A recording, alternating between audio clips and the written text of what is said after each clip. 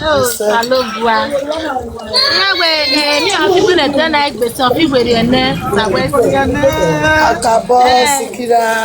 Why you not tell the papa ni ade ni adoge. Ni ade ni adoge go sa. Ni ade. Sawese. Waya wa wese o. Waya wese.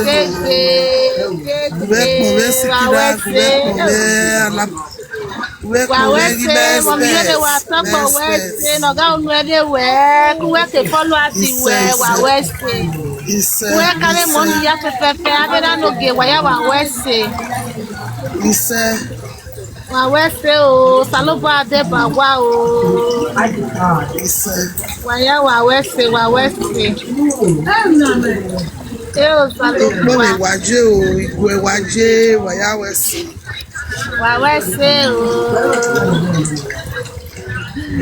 Wala. Here. Me mate me ti talk we ge na we ya only ya sta ko me na to be me ti talk we me mate me ti talk we e you to ya follow we okay where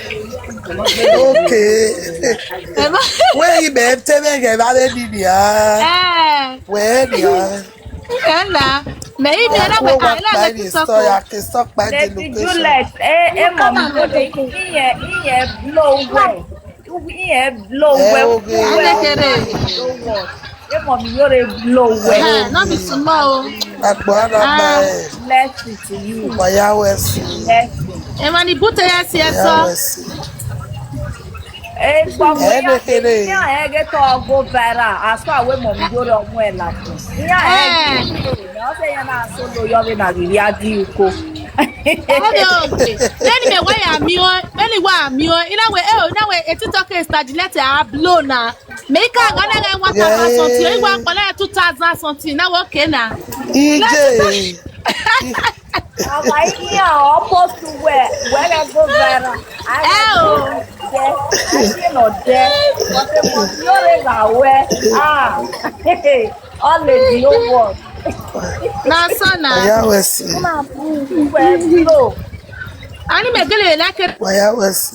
I respond. If me na that's good. Na no wahala. But people was expecting where wahala dey do tie ball. Onu do saga. Wow, very nice woman. Na so na. Kakabo. Ya ti so saga ya saga ya ti mommy ya saga gbin ya drag gbin social media wa be ti na ya wo ko abule oko na we ija ibuli we na hian yeah my different between bullying when you are telling someone the truth wa come on my matter yeah my different because ya ki obe yeah ni bona ya ma pe pole guys ki wo se Akabo ya ki obe baba na Waya West. We appreciate. Thank you, everyone. Thank you very, very much. We appreciate you all.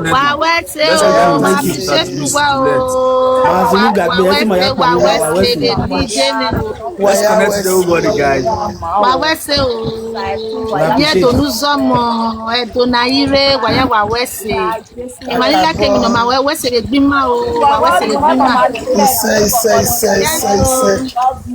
Thank you, everyone. We appreciate it. We are very, very appreciative.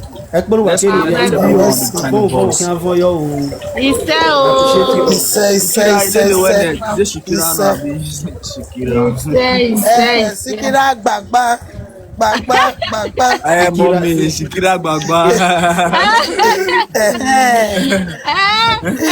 You want to roll this akakabo?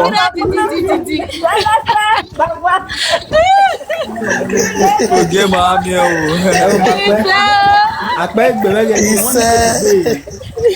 Let's connect, guys. Let's connect to ourselves. A DJ not play. DJ no pe iwo o mo na pin won ni o me pa DJ na see tomorrow till next tomorrow DJ ye pe see tomorrow tí ayé pé ọba yẹ pa yẹ kiri àwa ti gbàgbá ni ẹwọ yẹ wà ládìá ní kúté bọ́ pàgbèmí tó ta ìwà ti gbàgbá yẹ ládìá èmi ìṣe àwọn èèyàn ṣe pẹtrol báyìí ẹ ó rí bàbá. Àwa fi gbàgbá àwa fi ní bàtà dọ́mọ̀ iná gbalẹ̀ tó wà tẹ́lẹ̀ yìí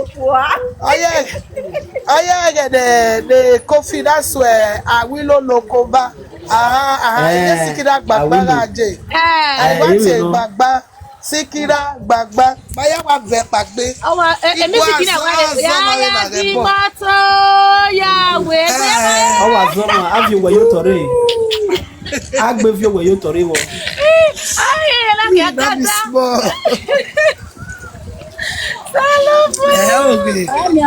donation continue. Why me wala wo. Donation. We are still in the donation period. We are still on it. Thank you. Wow, what's it? Wow, we are 20,000 no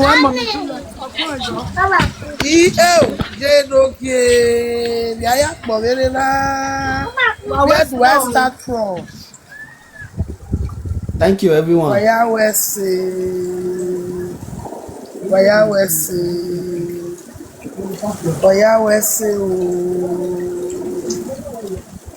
Waje o ikpo me wuro me iwaje lugwa ya pepepe ba ezentaro pa waya wesi ke lori ejo ke lo ba ni ejo agbo a okuwa egbe amuwa lele gonga igo duwa ni akuwa o fe aduwa ko ya igo do suwe o fe lawa igo bia me lawa bo igbe lawa bo wa igbo saka alawo da o fe aro lugwa Wayawesi. I'm very, very, very grateful. Wayawesi. It's more than Waje. Wayawesi.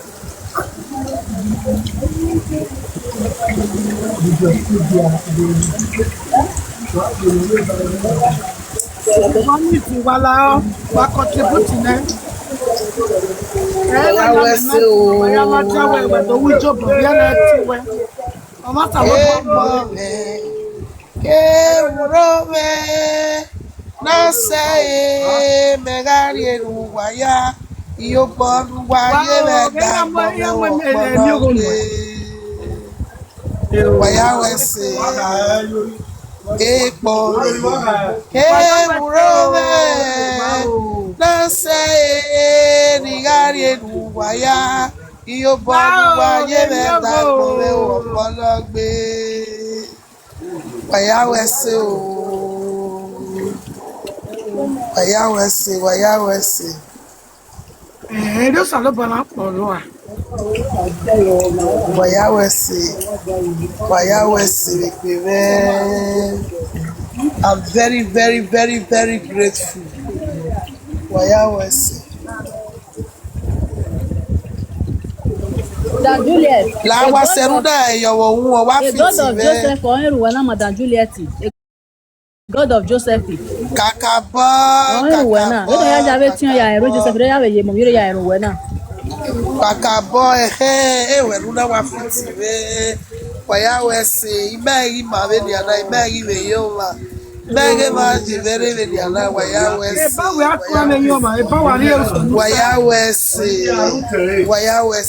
Hello John. Wayawesi.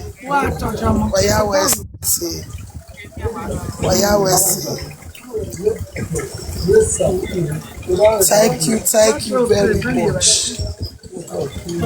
Wayawesi.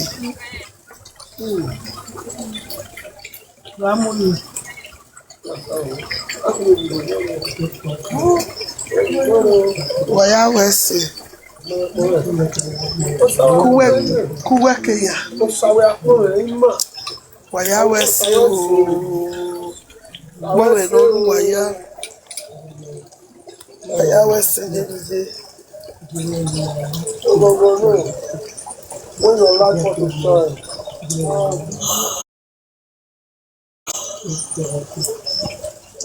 Wayawesi kakabo. Eri ewe kaka e o wete mi sibu le ri asu. Yes.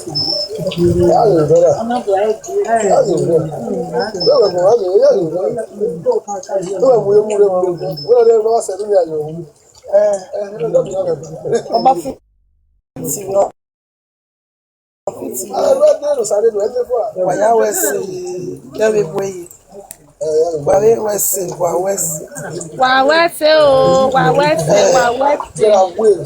Wawese kakabo mami Iyore wa sokpo wese adega uwe o meri weregbere ne moja o adega uwe meri weregbere na mosano adega uwe o meri weregbere na moja o meri weregbere na moja o adega uwe adega mami Iyore meri weregbere na mosano adega uwe meri weregbere na moja o adega uwe o meri weregbere na moja o adega uwe na so emana tabie ke o ku senya tabie ke ya ko ana amu ela din wo si o ma ta mo wa ko ma bia Osio ma ta mo wa ko wa bia ogi awe atama wo ki gbina wa to gi owe o se wo ka mo e wo na mi loro egbe na e ma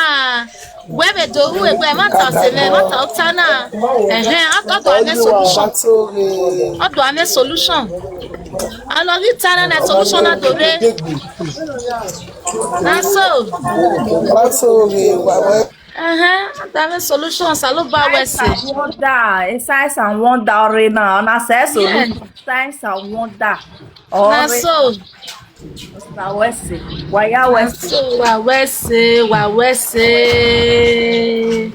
wawese kakabo everybody God will bless you. Amen. Amen. Wawese wayaro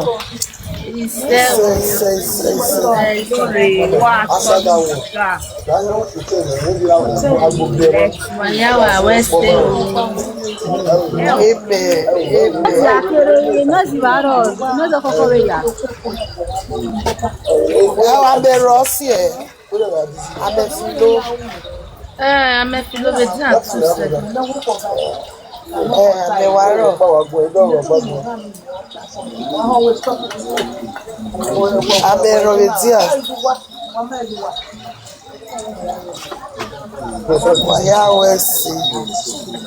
Madam Juliet, Osawese we gwewe ama area ya emewere. Wa ma yere stipisi ya emewere. E mani buawe actors ni bu stipisi ya emiare. Ama emi na be nyana. Ya ga ro kwa many years ya ma emi ya. Na be ya yi abi ma wana. So Osawese we ya emewere. Bega na. Wayawesi, yes. Wayawesi. Looking for water.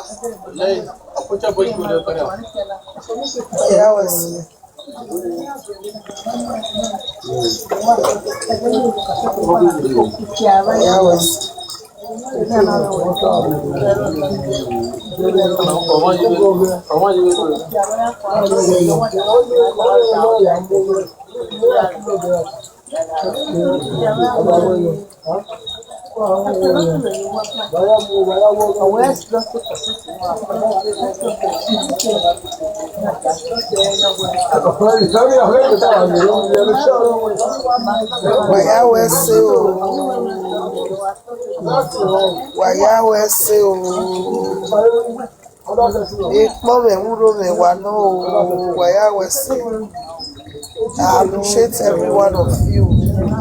May God bless you all for me in Jesus' name. Thank you.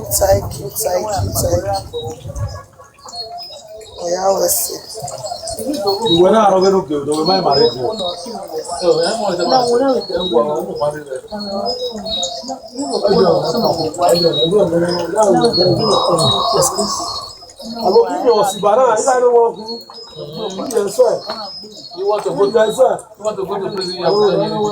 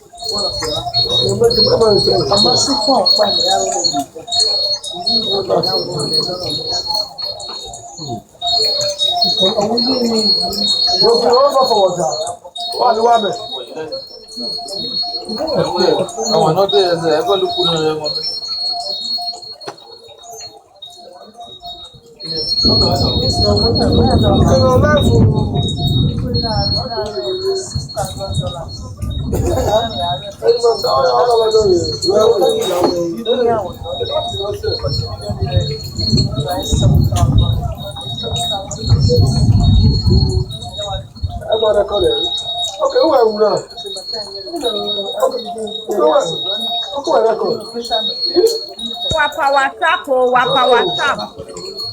Wapa WhatsApp.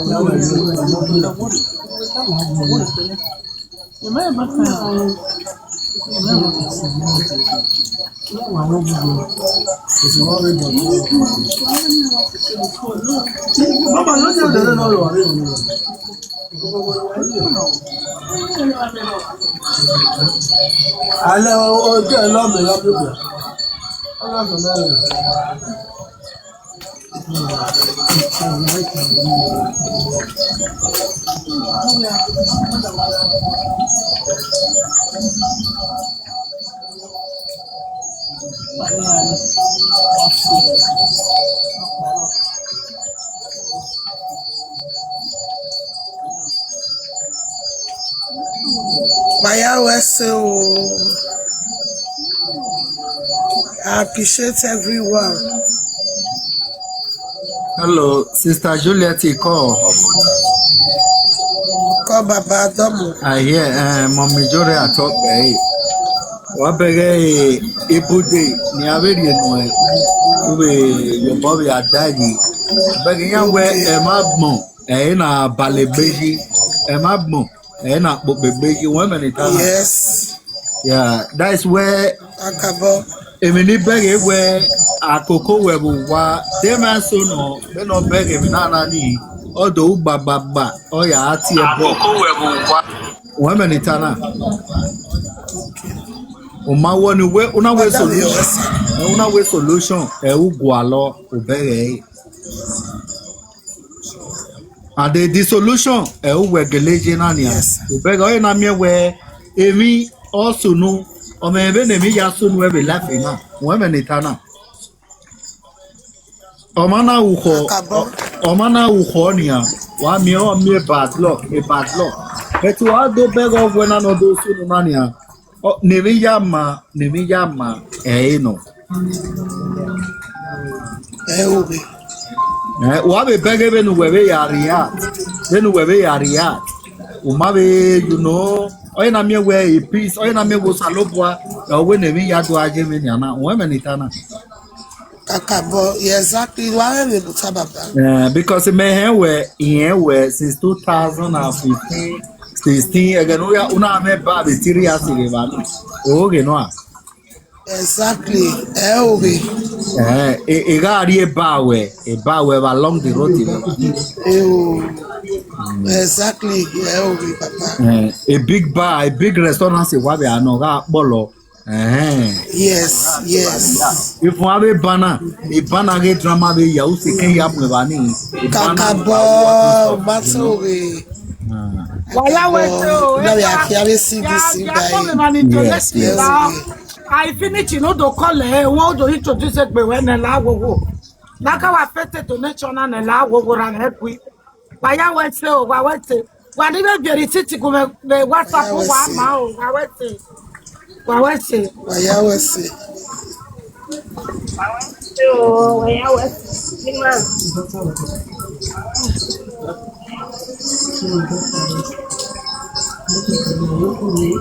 Waya wete.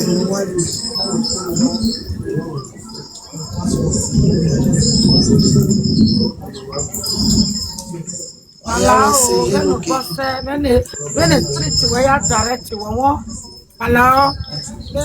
Mommy Juliet in a video, they walk go viral, Makina. Why I came on the WhatsApp? God, that's an Yakuigo, but the wish up on allow.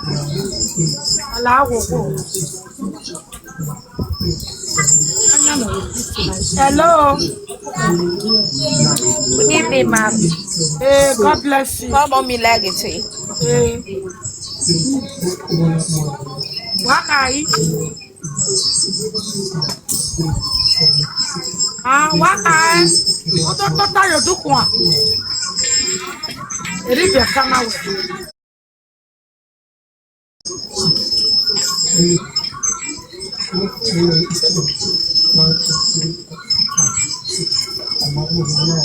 Kaya wete na unu gwage mwa.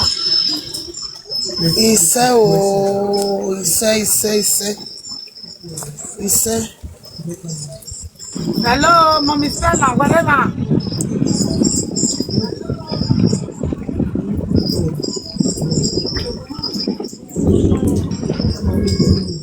Eke no jeno.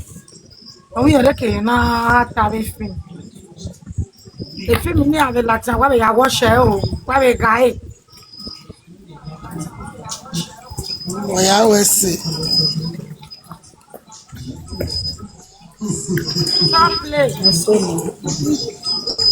Mommy, wala mogun wala mommy. Mommy, I just want to say I really appreciate this woman. Even when Mommy Miracle duet a video, I was like, this woman, she not gonna know, say she won't go viral.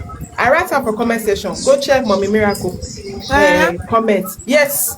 Before she even come out, I don't even write her for Mommy Miracle. That may be the first person who even comment for Mommy Miracle say this woman is about to go viral, and I don't even know say she go come out. Mommy Miracle, I don't know whether you did there, whether you go fit at time. Mommy Miracle come to say yes.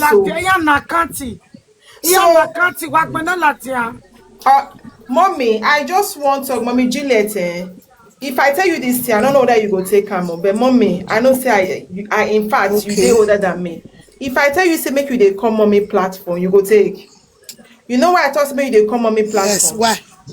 Because Mommy platform, it promotes a lot of people.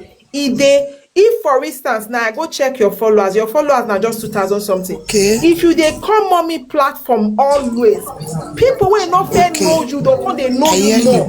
Before you know, if you dey come Mommy platform reach 1 month, I promise you, your follower will reach up to 10,000. Okay.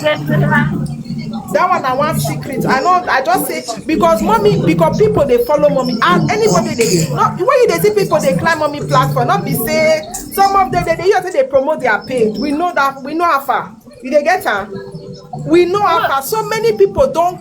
they don't know from, they know them from mommy page. Wait, be say they can't go viral before they be not know them.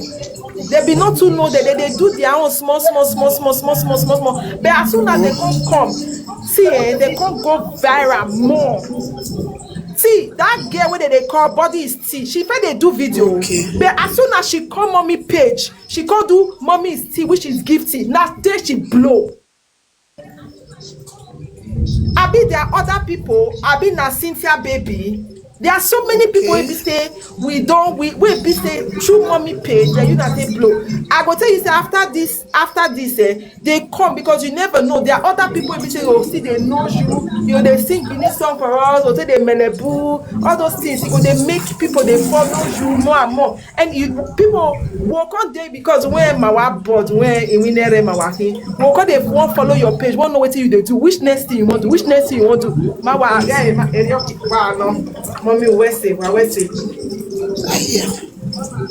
I hear you. West sister, thank you for the advice. Yeah, what is so pa? Where UK? Why ya follow her? While I will go, what follow her? Okay, no chat. Na pegay. Then I'll be begging you, I'm begging you. Why ya West, mommy West.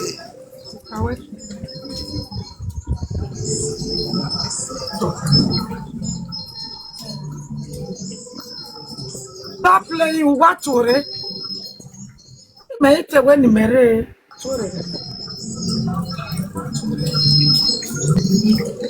Juliet, congratulations. Hello. Thank you, ma'am. Thank you very much. Thank you.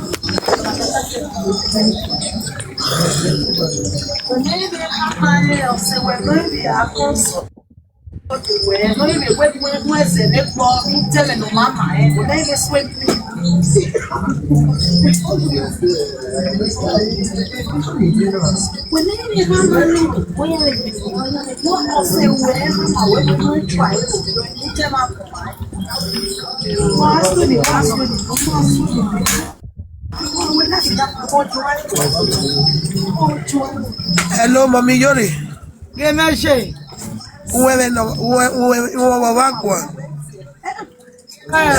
Lady ni magba with the film. Here we here live anana. Our here live anana. Okay. So he is me adio we. Why we go e gonna buwa. No for no do it at other friend na. Ode ogbera go do ni. Ogbera go do. Ogbera go do. Ime wa begi e na. Kakabo that for na wa call US or that for ye. Ara we beg or say we answer guy. No one in any egwa. Your market can igua.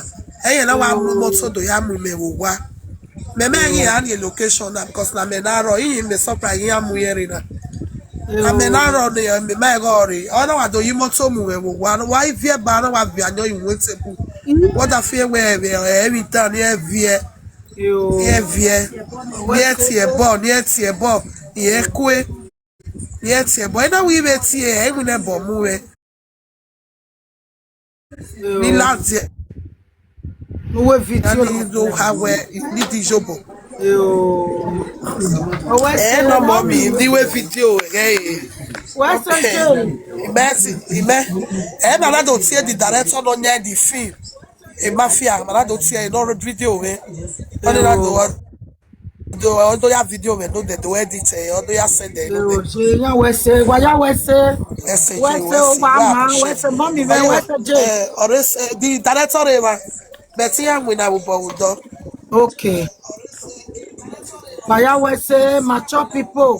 Why say? Why no money test of here where they yes. Waya we say o artist ni o we. Waya we say pardon mora me. That lady ni no fuani.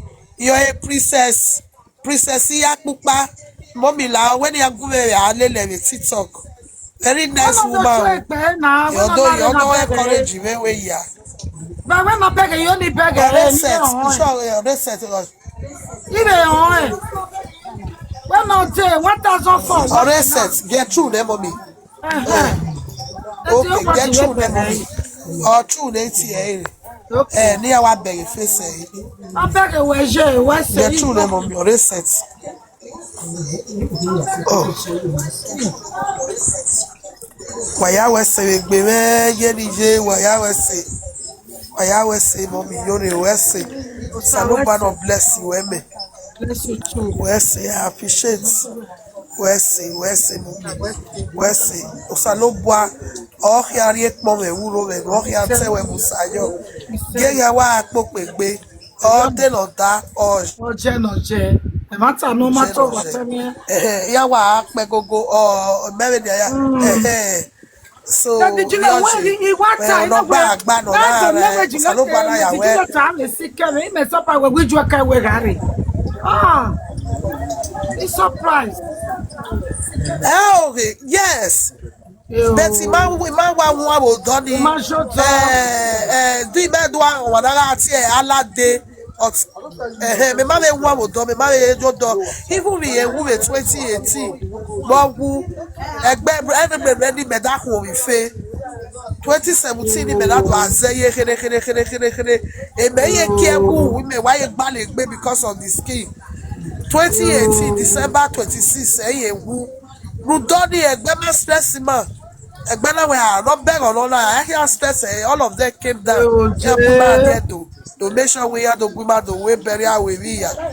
So any ayakakabo had done with that he better but then all the beg where you must suffer qua because he made it time where a stress anyway you all contributed to my mother's death because he had fear no more away with the mommy we are we are the previous pictures in me we are here where Oveti egbe Osalobad wese ina po Osalobad we imawu Messi wu de na be mi react ke mi so no mommy eski me apu lojile ke ni me ni lo ye apagbo pu lele e doctor we you don't see anything more than you dey pray he go comot he go finish that was the encouragement to nigga away so no mommy normally can't have fresh man but about why the salary abe yolo na wo the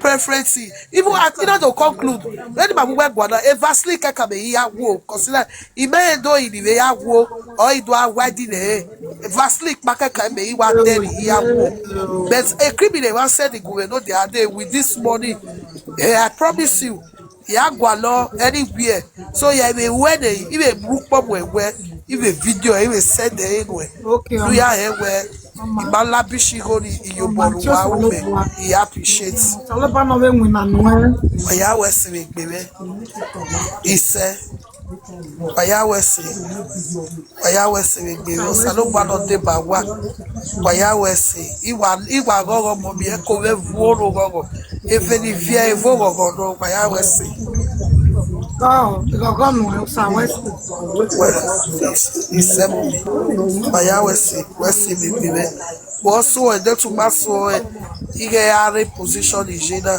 Thank you very much. Wese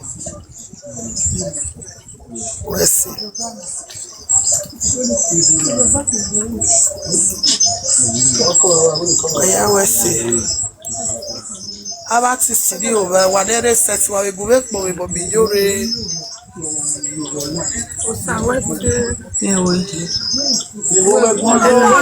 Hello. Start your radio. Dambo. Yoga ijogie. Yoga kaje. Yoga ije no. Wese o mo je no gere fi ni wari e ba e. Why not you? Yoga ije, moga e not you. Yoga ije no gere me logo. Mo je no gere wa ko wese. Wese God Salobad bless you we. Iseje. Mo Wese wa. Wese Nase no gbera na praise peace and unity. Wese God bless you. Wese I love you too. The baby the film Mommy, be film. Mommy Iyore, wese bijeme. Wese kakabo, wese osade ba weje, ije no gie. Ije nije, ije no popo. Wese ma wako me kakabo, wese le bijeme na wese. Wese je. Wese osade ba we o. Wese wama. Wese baya wese. Thank you. Waya wese o.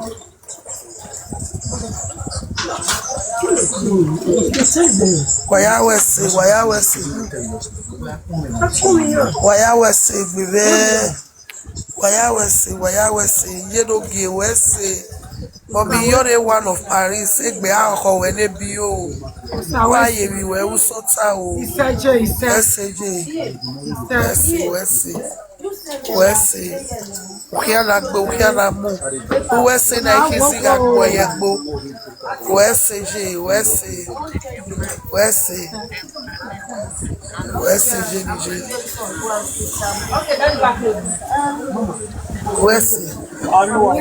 Waya wese. Wala Mommy Juliet only tissue for wala ijobo wala. Waya wese o. Wala ijobo wala. Waya wese.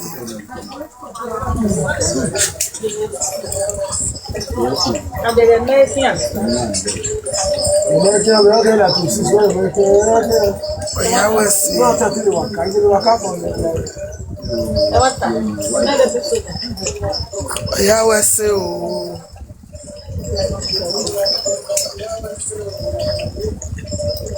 Aro. Woman don't know this guy.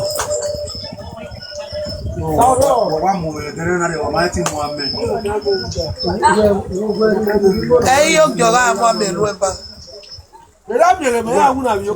Eyo gyola amwa melu eba. Bebe bi egba de. Egbe ba me na me mu ba ka ba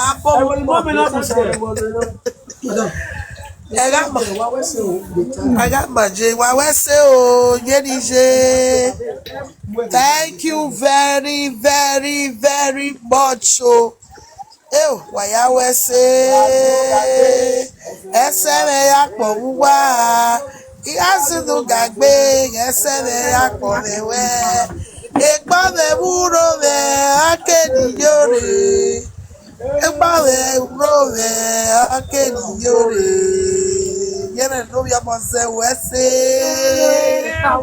Thank you. Iyasunu gagbe esebe ya kpolewe o. Inasunu gagbe esebe ya kpolewe. Ekpa me wuro me akeni o.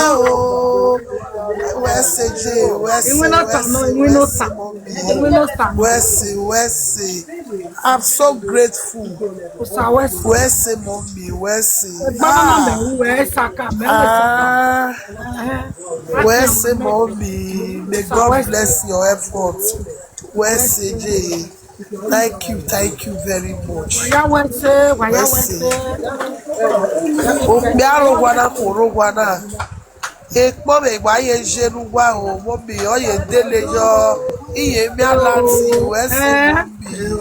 wese igba ye mi alati waya wese egbe nu wa keri ere itubu yugu fu ye bi ame fu mo bi awa mo ko wa me o ti anuwa se wa me so ti anuwa wa atari eri nuwa wa ifefe nuwa akibata atayu wa waya wese egbe Osalobua era me no re iwe holo ije bere gbera me owu waya wese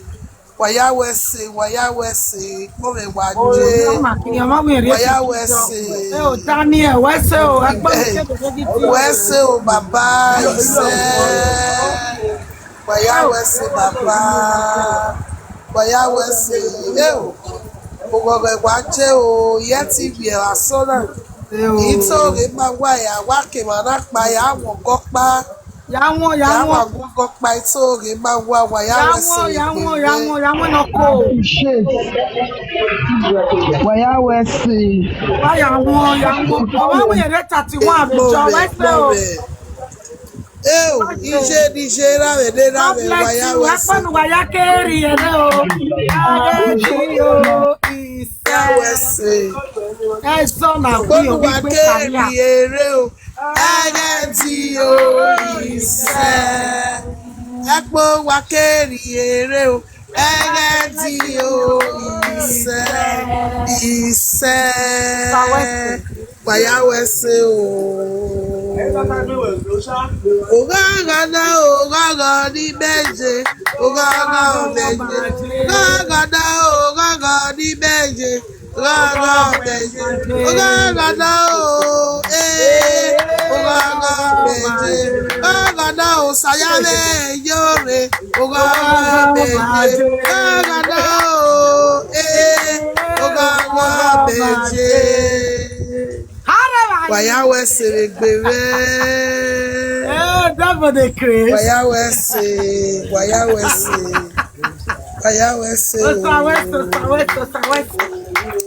What's the video na gaga ala gogo ala wa ni teacher bo first time ya wu ni na kima pala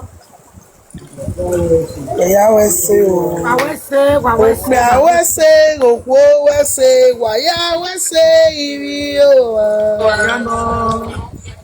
Òkè awẹ́sẹ̀ òkú wẹ́sẹ̀ wàyáwẹ̀sẹ̀ ìrì òwà.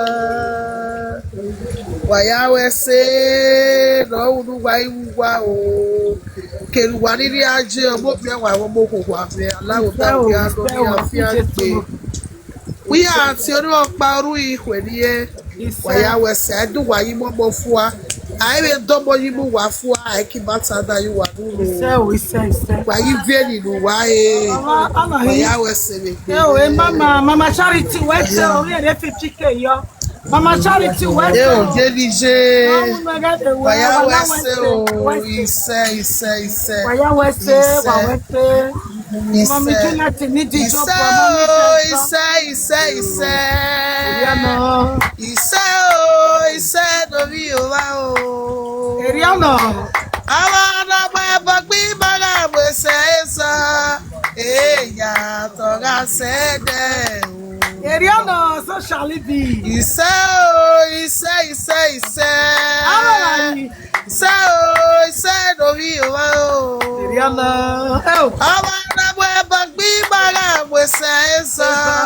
Èèyàn tọ́ra sẹ́dẹ̀ o. Amen. Wàyáwẹ̀sẹ̀ o. God bless you all. Followers me, lovers me, wa turn up. Wala wo okay, brother Moje 30k.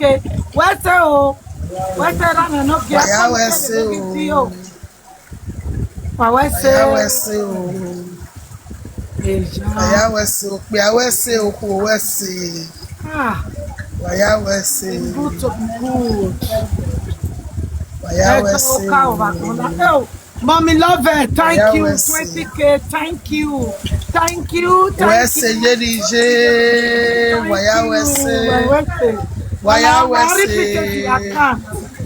Thank you.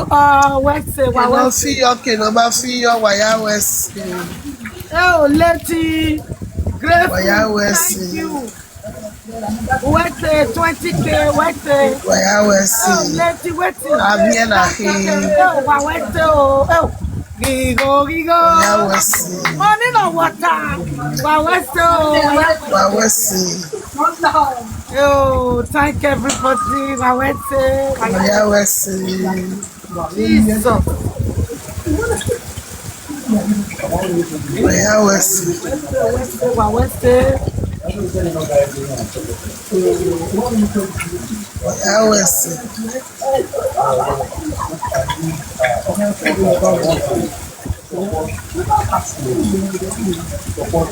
Wàyáwẹ̀sẹ̀ o.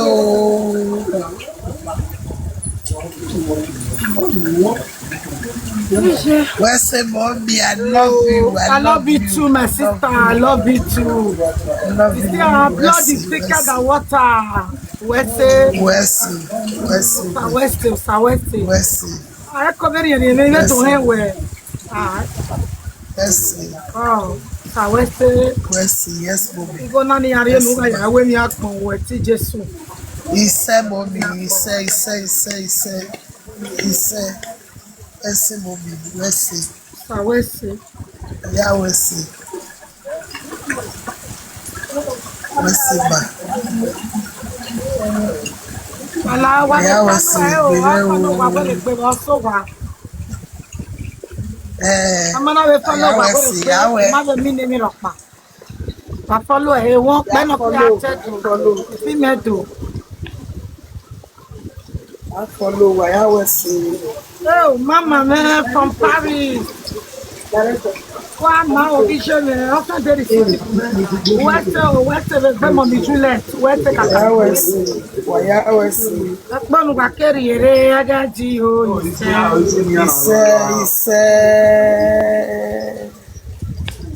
waya Wesley akponu gba ya keri ere o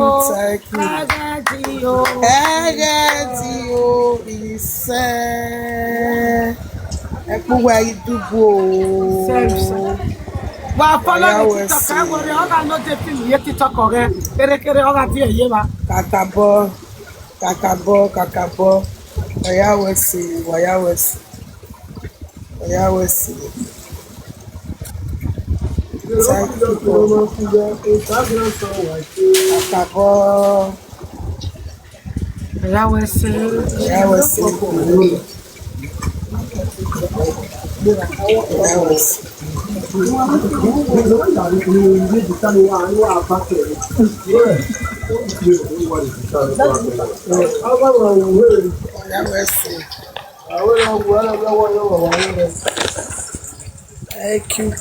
you very much.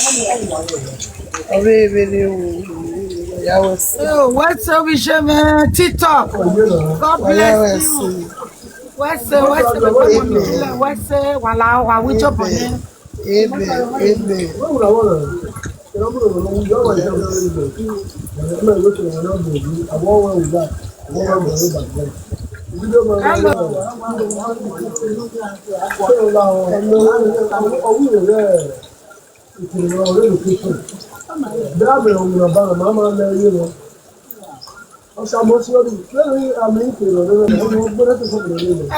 Mommy Juliet, where are YouTube? Mama calling me. Now what do they YouTube? No, YouTube. Where YouTube? Mommy, wa ka me no ba ba te film no ke YouTube no. Wọ́n try no ke YouTube. Wa drop a video ye ba ko appeal here. Okay. Call.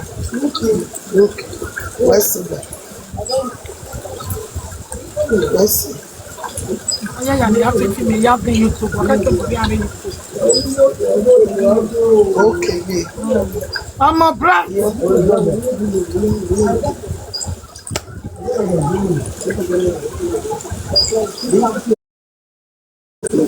Waya Wesley. Ye kara mommy why you Waya Wesley. Oh yeah. Waya Wesley.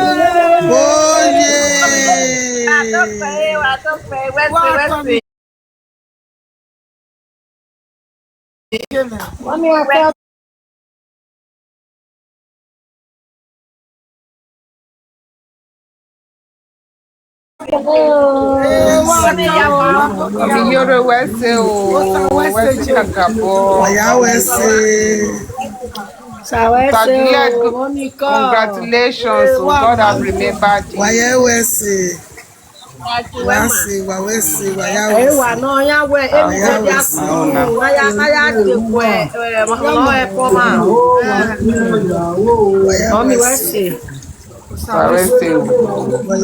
They want compare 49 to 1.7 people.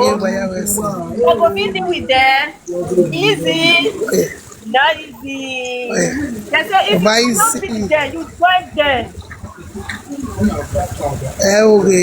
Mommy, Iyore got here. I'm West 20K West. Ah, Apa ni I kele went de to. gidi o. Ise. Hello brother me call. The number man who need it. Aye tue. Okay, we need the number guy. Wow. Wow.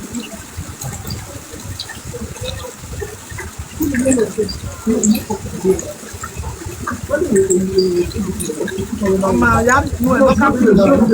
Yari no. Wọ́n ti maka finish ọmọ. E brother pa no e Paris Saint-Germain, we need the number we yari no. Wese. Oh, what's oh, Okay, mother Bobby. for the children. Wese. God bless you. What's we gonna reach on now? What's Wese. What's Jesus. Thank you. I can't tell no. I can't even want. Why pay? Why now? Not to buy any go get. I can't talk about. You go joy. Wala, ati what story okay? Why not here? Why you make wala? Mommy, okay, le wa touch le mama wa. Make na. Mommy, wa wo mene nya. Wese o. Wa wo mene. Oko wa gwa na West. Omo na 40K West. West mommy. Wada West, God bless you. Oh. Wa West.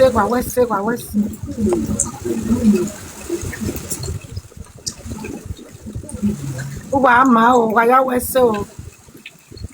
Wese.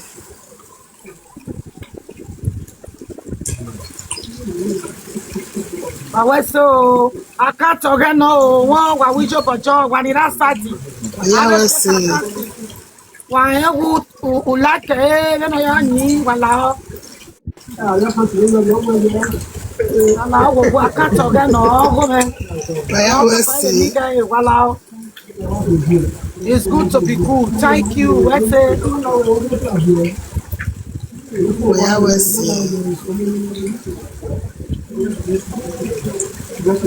God bless you all. God bless you too. I will say, where you have your gift in another. Mommy Juliet, where you have your gift? Oh, what's a quabobi?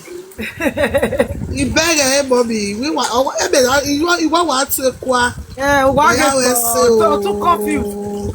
I appreciate everyone. Mommy, don't be small now. Okay, wait the one expense. Wait, don't wait any of one bulu.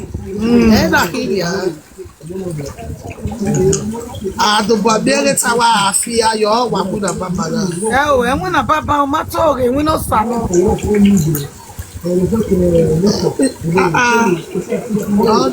I'm short of words.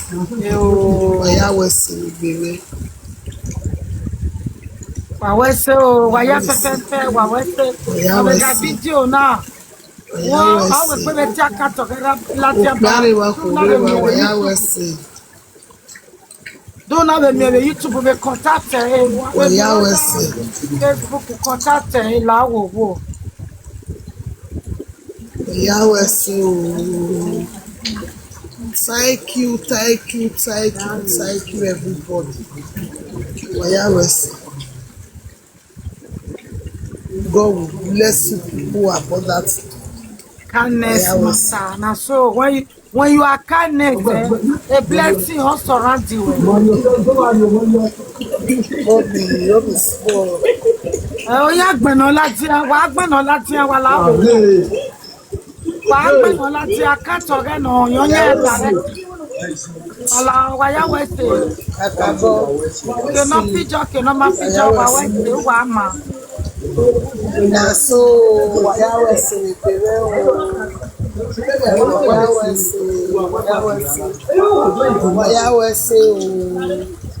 nobody wawese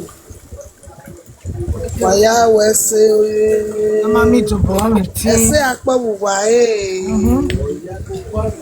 wawese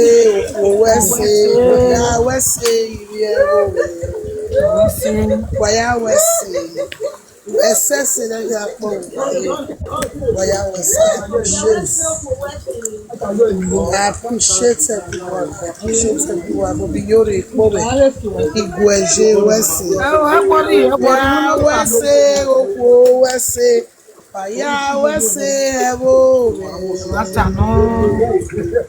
Ya Wese, Oko Wese. Ya Wese, Ebo.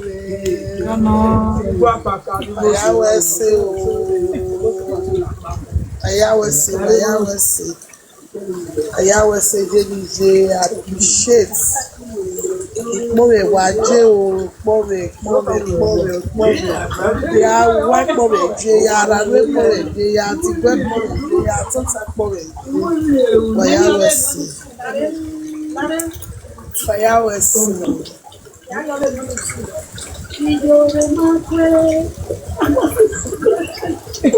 Ayawe say.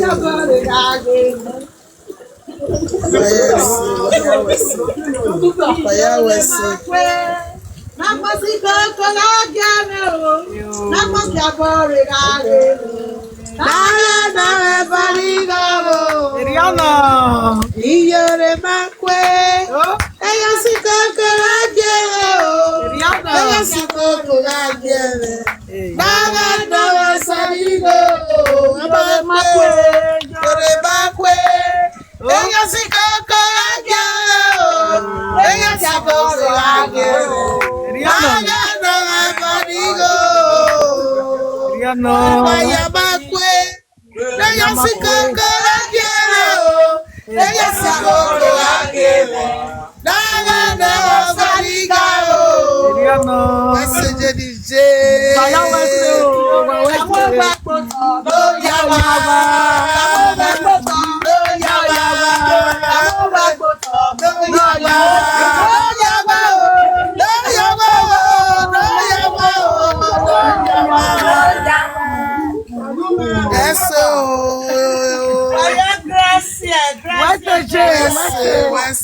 What's the mommy? What's it? Iyore me no keke me, Iyore me no keke me o. Wage. Iyore me no keke me. Wage.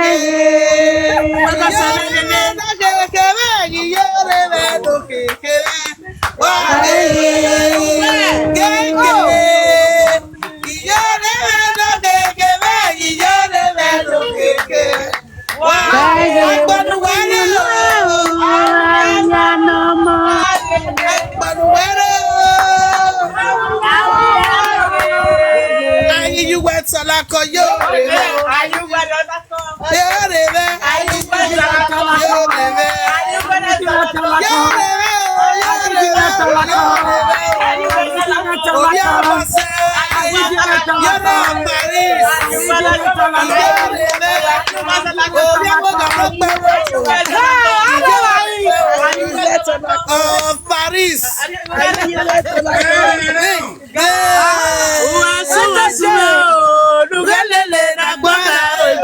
What's the mommy?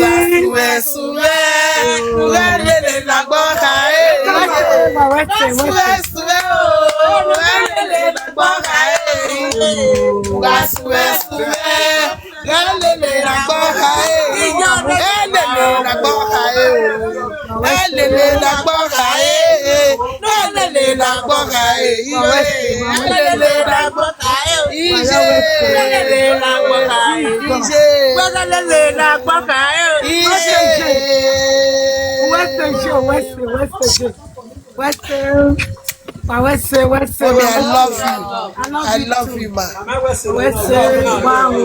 I said, who now down another year? A big old baby, I can't have my power. My la, there is still time. And also look back here when we. Yes, Even so. we're here, yeah, we married now. Oh, Balon, Amen. we're here, you make better now. Ìṣe. God will still do it for you. Amen. 100%. May not Ìṣe mind. o, ìṣe o, ìṣe. Wesima, Wesima,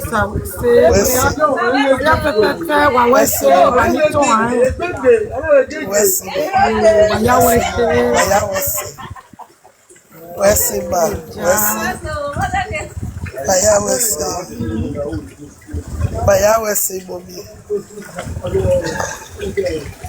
Mona help me for water. I want water. Mama, la mo pure water.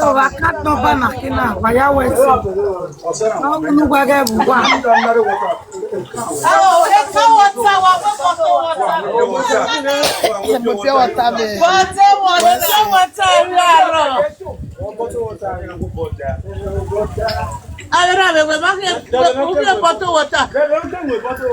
Ẹgbẹ́ wa wọ̀ mẹ́ wá yà á pì.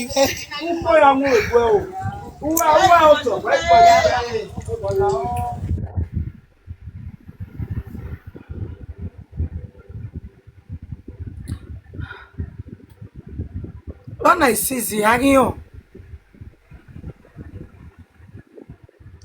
Bọ́ọ̀gù sísì wá ẹni mẹ́ta.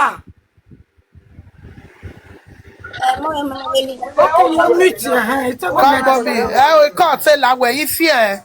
Other important.